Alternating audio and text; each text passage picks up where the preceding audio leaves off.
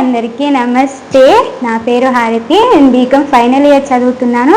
First time ఈ ఛానల్లో నేను పాట పాడబోతున్నా. ప్లీజ్ కొంచెం నాకు ఎంకరేజ్ చేయండి.